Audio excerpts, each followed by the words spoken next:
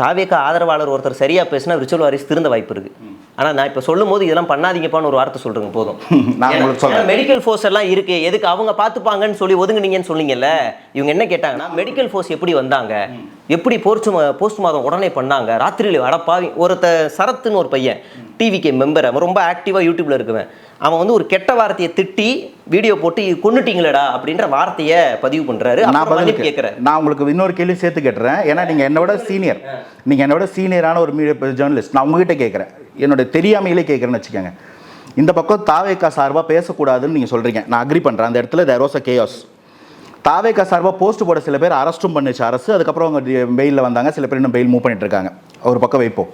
இன்னொரு சைடில் தாவேக்கா தான் இந்த கொலையை செஞ்சுட்டாங்கன்ற வார்த்தைகளை சில பேர் பிரயோகப்படுத்துனாங்க ஊடக மீடியா ட்ரையல்ஸில்.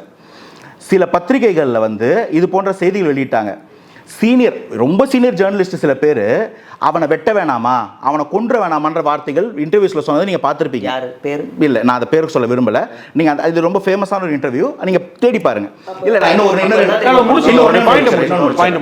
இது நடந்துக்கிட்டே இருக்கு. ஒரு பாயிண்ட் இன் டைமில் முதல்வர் ஐயா ஒன்று சொல்கிறாரு, இது மாதிரி யார் ஒருத்தர் மேலே தவறாத எதுவும் கற்பிதம் பண்ணாதீங்க, தனி மனித தாக்குதல்கள் போகாதீங்க, நடந்தது ஒரு துயரம், ஆக்சிடென்ட்னு சொல்கிறாரு.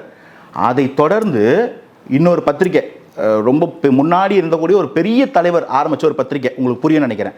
அந்த பத்திரிகையில் மொத்தமாக ஒரு தனிநபரையும் ஒரு கட்சியும் டிஃபேம் பண்ணுற மாதிரி, இந்த மொத்த குற்றத்தையும் அவங்க தலையில் ஏற்றுற மாதிரி ஒரு தலையங்கம் வந்தது. இது எல்லாமே உங்களுக்கு தெரியும், உங்களுக்கு தெரியாமல் இருக்க, நீங்கள் எல்லா பேப்பரையும் ஃபாலோ பண்ணுவீங்கன்னு நான் நம்புகிறேன்.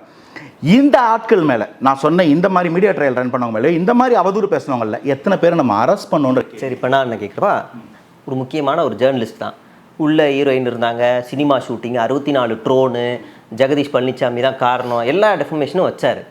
ஃபஸ்ட்டு இப்படி ஒரு மோசமான என் கட்சிக்கு ஒரு அவப்பெயரை கொடுக்குறாரு இவ்வளோ பெரிய ஆள். நீங்கள் சாதாரண இந்த ஃபேக் ஐடிகள்லாம் ரியாக்ட் ஆக வேணாம். தமிழ்நாட்டையே புரட்டி போட்டால் பல செய்திகளை போட்டால் ஒரு ஜேர்னலிஸ்ட்டு ஏன் டிஃபர்மேஷன் கேஸ் போடலை, அப்போ அது உண்மையா அப்படின்னு எனக்கு ஒரு வருது.